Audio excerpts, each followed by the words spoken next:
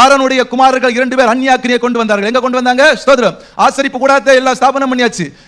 அந்த லேவியராகமம் 10வது அதிகாரத்தில் சொல்லப்பட்டிருக்கிறது. ஆசரிப்பு கூடாரத்தை ஸ்தாபனம் பண்ணியாச்சு. அல்லேலூயா. குமாரர்களை பிரதிஷ்டை பண்ணியாச்சு. அல்லேலூயா. ஆசரிப்பு கூடாரத்துல தப்பு இல்ல, குமாரர்களை பிரதிஷ்டை பண்ணல தப்பு இல்ல. அல்லேலூயா. அக்கினி அங்க வருது, கர்த்தரே அக்கினி அனுப்புனாரு, அதுலயும் தப்பு இல்ல. கர்த்தரே அக்கினி அனுப்பிட்டார்ல, அப்புறம் இவன் எதுக்கு அக்கினி எடுத்துட்டு போனோம்? அல்லேலூயா. 10வது அதிகாரம் அதுக்கு 9ஆம் அதிகாரம் லாஸ்ட் வசனத்தை வாசிக்கலாம் இருக்கா? அன்றியும் கர்த்தருடைய சந்நிதியிலிருந்து அக்கினி புறப்பட்டு பலிபீடத்தின் மேல் இருந்த சர்வாங்க தகன பலியையும் கொழுப்பையும் எரித்து விட்டது. பாருங்க, கர்த்தருடைய சந்நிதியிலிருந்து என்ன புறப்பட்டுச்சு? அக்கினி புறப்பட்டு தகன பலியெல்லாம் எரிச்சாச்சு. அல்லேலூயா. அதுக்கு பிறகு எதுக்கு அக்கினி எடுத்துட்டு போனோம்? இங்க ஏற்கனவே ஸ்தோத்திரம் ஆவியில நிரம்புகிற எல்லாம் இருக்காங்க. ஸ்தோத்திரம். இப்ப அந்நியாக்கினி, அந்நியாக்கினா என்னது? கர்த்தர் சொல்லாததை செய்கிறது. அல்லேலூயா. இத பற்றி நாம நிறைய செய்தி பார்த்திருக்கோம், கேட்டிருக்கோம். கர்த்தர் சொல்லாத, கர்த்தர் விரும்பாத எதை செஞ்சாலும் அது என்னதுதான்? அல்லேலூயா. கசப்பான கனி. ஆமென். கர்த்தர் விரும்பாத, கர்த்தர் எதையோ உங்கள்கிட்ட எதிர்பார்ப்பாரு, அதை தவிர வேற எதை செய்தாலும் அது கசப்பான கனி. அல்லேலூயா. இப்போ கர்த்தருடைய சந்நிதியிலிருந்து என்ன பண்ணுது? அக்கினி புறப்பட்டு அவர்களை கொன்று போட்டது. அல்லேலூயா. என்ன போட்டுட்டு, இவன் எதற்காக அழைக்கப்பட்டவன்? ஆசாரிய ஊழியம் செய்யும்படியாக அழைக்கப்பட்டவன். இன்னைக்கு என்ன ஆயிற்று? அக்கினி புறப்பட்டு அவன் செத்துட்டான். எதனால? கசப்பான கனி கொடுத்ததுனால.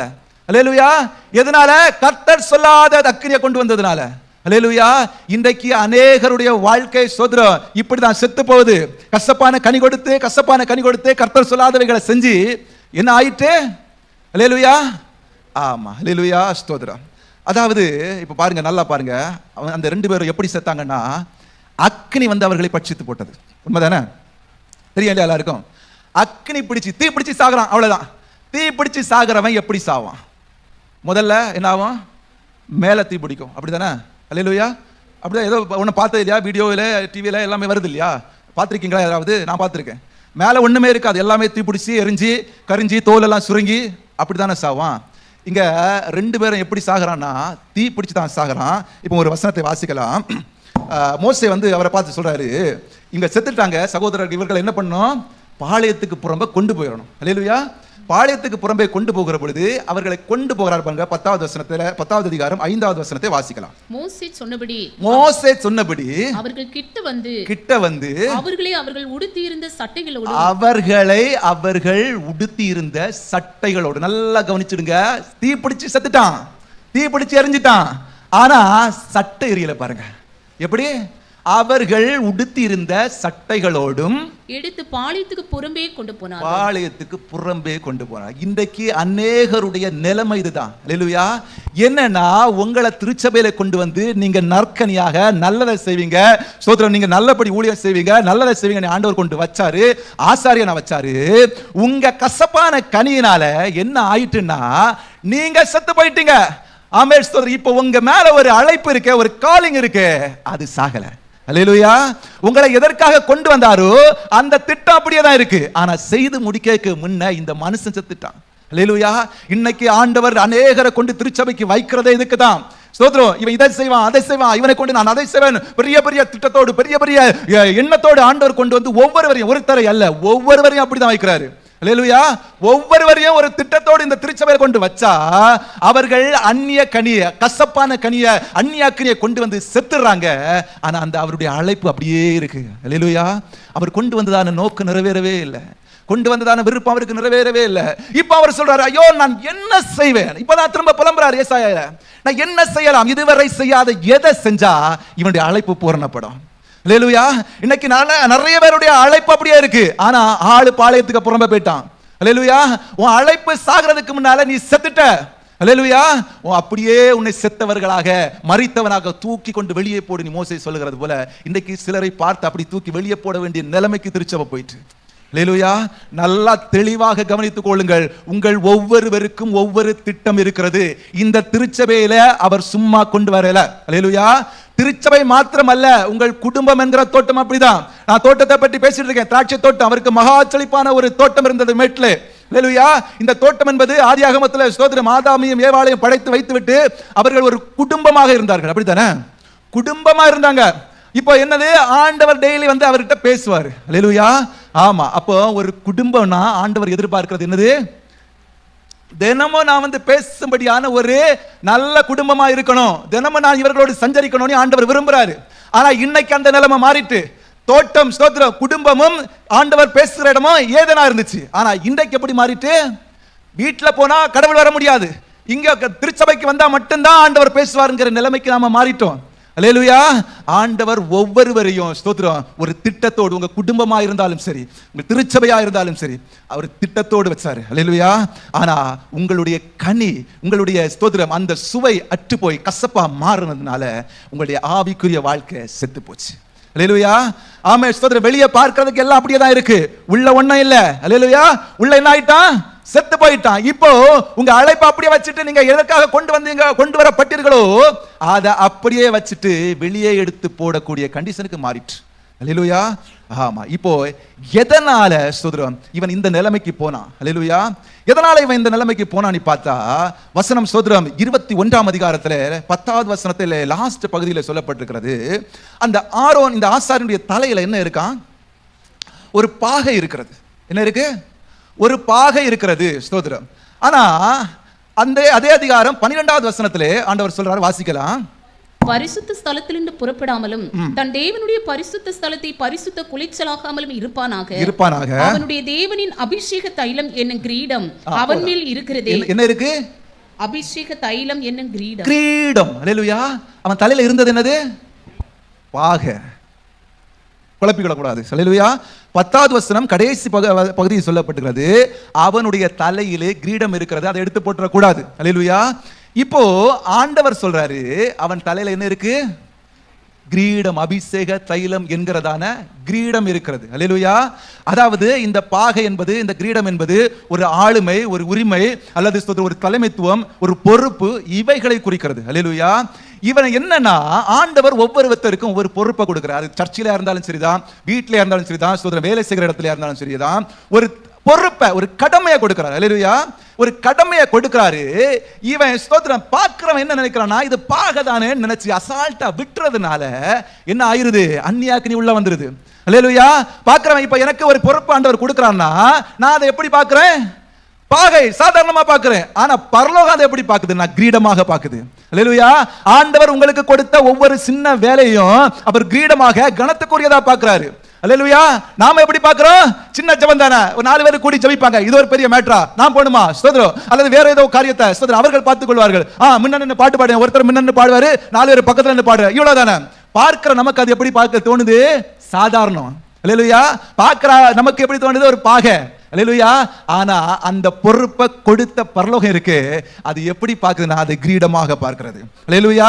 அது கிரீடமாக, அது பொக்கிஷமாக, ஒரு விலை உயர்ந்த ஒன்றாக பார்க்கிறது. அது சின்ன வேலையா இருந்தாலும் சரிதான், பெரிய வேலையா இருந்தாலும் சரிதான். அல்லேலூயா.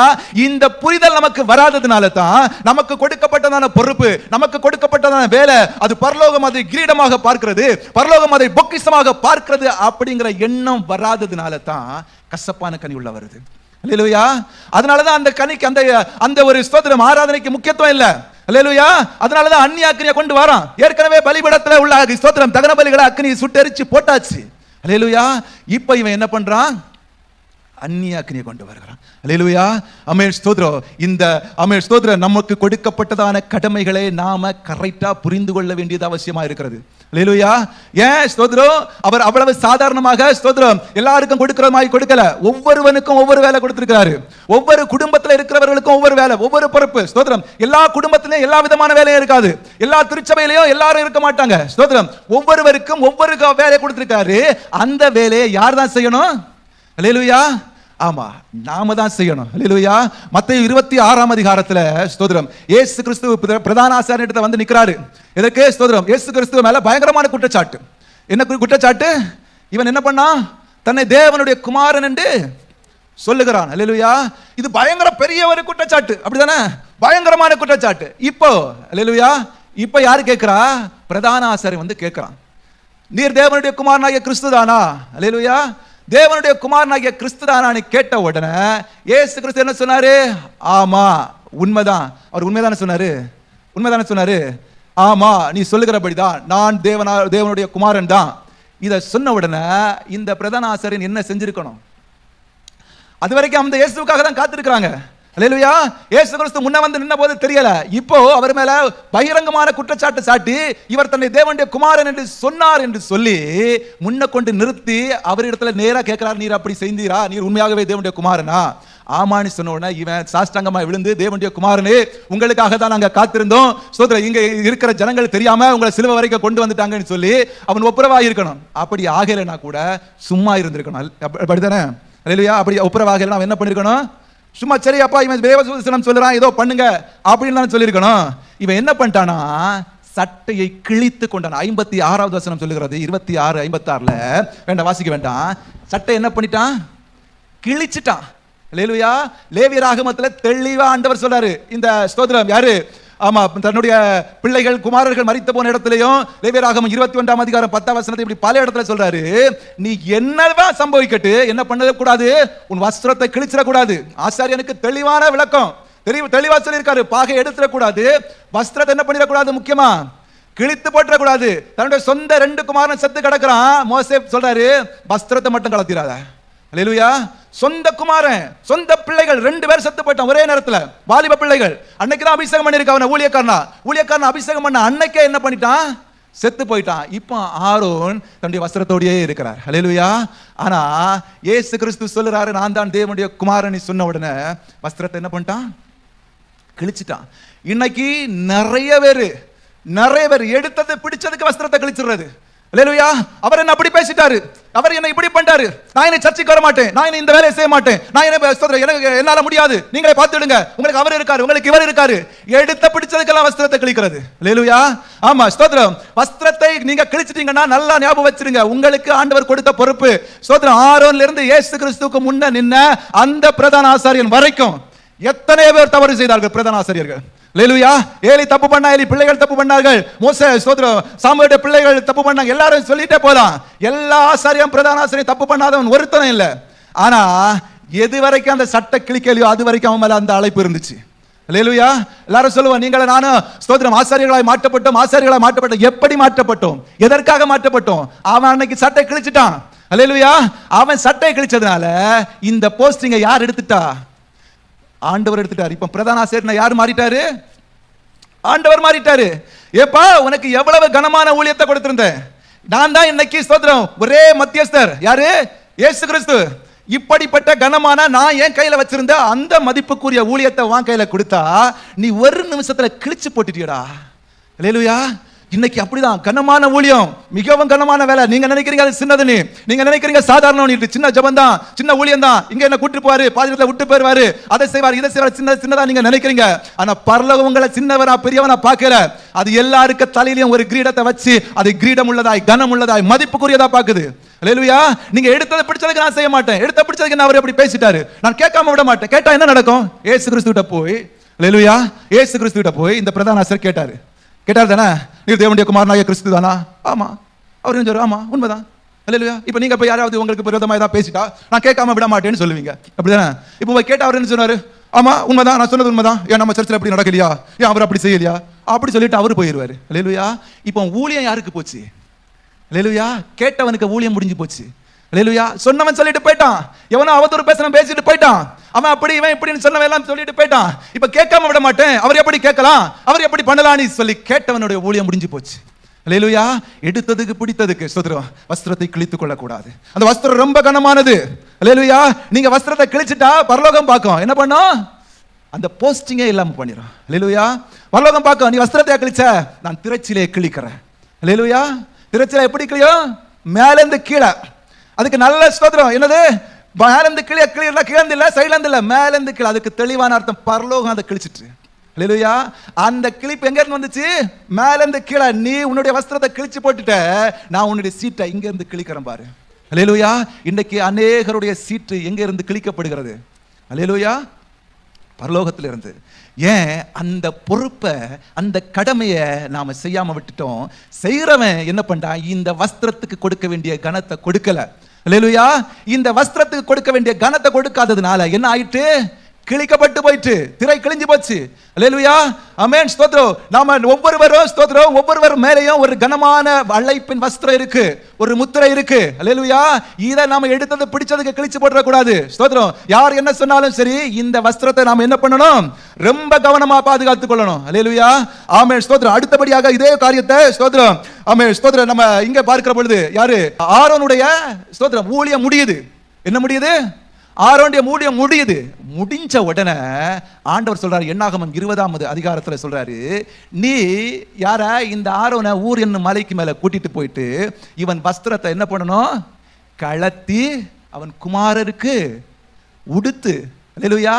அதாவது அவனை எப்போதுல இருந்து அவனை ஒரு ஊழியக்காரனாக, ஒரு ஆசாரியனாக அபிஷேகம் பண்ணாரோ அப்பவேலிருந்து இயேசு கிறிஸ்து வருகிறது வரைக்கும் அந்த அழைப்பு மாறவே இல்லை. அல்லேலூயா. அழைத்த அழைப்பும் கிருபாவரங்களும் மாறாதவைகளே. நம்ம நினைக்கிறோம் நமக்கு நமக்கு நமக்கு ஒரு அழைப்பு இல்லை. அல்லேலூயா. இந்த அழைப்பு யாரோ ஒருத்தருக்கு மேல ஏற்கனவே வந்தது. ஸ்தோத்திரம். ஆனா இதுல மேட்டர் என்ன, விஷயம் என்னன்னா, ஒரு நாள் இது முடியும், நம்முடைய ஓட்டம் ஒரு நாள் முடியும். அல்லேலூயா. என்னைக்கு ஒரு நாள் நம்ம ஓடி முடிக்க தான் போறோம். ஆனா நம்முடைய வேலையை முழுசா செஞ்சு முடிச்சோமா அல்லது பாதியிலேயே விட்டுட்டு போறோமான்னு தான் கணக்கு. அல்லேலூயா. நம்ம முழுசா செஞ்சு முடிச்சிட்டோம்னா ஆண்டவரே கூப்பிடுவாரு. அல்லேலூயா. கூப்பிட்டு மோசேயை பார்த்து, மோசே ஆரோன் ரொம்ப ஓடிட்டான், இனிமே இவனுடைய ஓட்டம் இங்க போதும், இவன் பரலோகத்துல வந்து இளைப்பாறட்டும், நீ ஒண்ணு பண்ணு, இவன் சட்டையை கழட்டி இவன் குமாரனுக்கு கொடும்பாரு. அல்லேலூயா. ஆமென், ஸ்தோத்திரம். என்னது? உன்னுடைய பொறுப்புகளை, உன்னுடைய கடமைகளை யார் ஒரு நாள் ஆண்டவரே கைமாத்தி விடுவாரு. அல்லேலூயா. உன்னுடைய கடமைகள் எல்லாம் ஸ்தோத்திரம், நீ செஞ்சது போதும்பா, இனி இன்னார் செய்யட்டும், அல்லது உனக்கு நான் வேற ஊழியம் வச்சிருக்கிறேன், வேற பக்கத்தில் உன்னை கொண்டு போறேன்னு ஆண்டவரே ஒரு நாள் அழைத்து கொண்டு போவார். அல்லேலூயா. இப்போ ஆண்டவர் அழைக்கிறது வரைக்கும் நம்ம காத்திருக்கிறோமா அல்லது பாதியிலேயே எரிக்கப்பட்டு, அல்லேலூயா, பாதியிலே என்ன பண்றோம்? எரிக்கப்பட்டு. ஸ்தோத்திரம்.